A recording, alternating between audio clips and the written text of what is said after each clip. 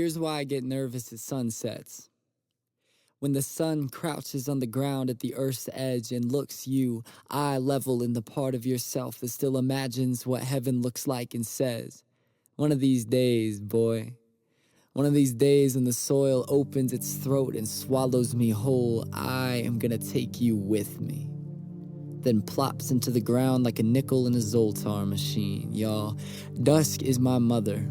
Between a night sky so huge we measure it in increments of dying stars and a ground that resists every footstep like clockwork, she warmly says that although the light has gone, it has not gone out. That there is still a direction to chart, and if you're looking that way, it's forward. That you better follow your heart but don't trust a word it says. That she quietly hopes I will not go. I used to sleep curled inside of her palms like a promise. Now all she can do is rest them on my shoulders before I throw myself with the dark. I swear midnight is my brother. When the world is upside down and I find myself dangling from the asphalt like an insect in an evicted spider web, he has shown me that everything is prettier under the moon. So still that bare skin is a pedestal for the loneliness of its light. That it is not look and don't touch.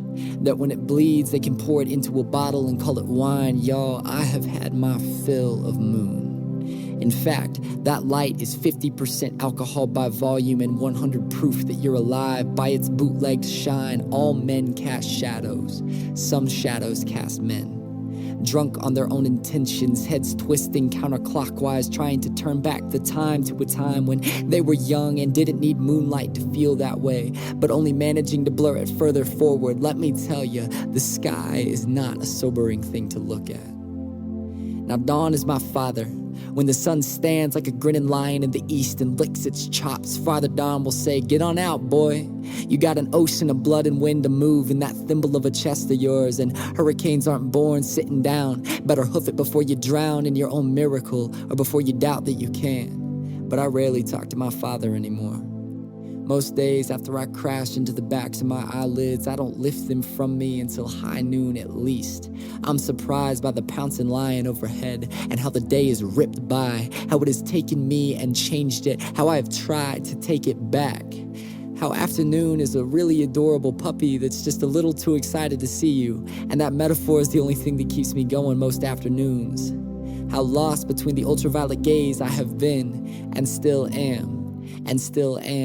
But I have learned that all roads lead to the horizon, and somewhere out there one of them is torn wide open by a lion with a come catch me grin on its face. And hurricanes don't form sitting down, and legs are the closest things to wings you'll ever have, so you better learn to fly or to fall or to drown. And when I see that setting sun now, I think one of these days, boy, some part of me that knows what heaven looks like is gonna leap into the sky like Jordan, palm that son of a bitch with one outstretched arm and slam dunk it into the horizon so hard it'll shatter into the stars.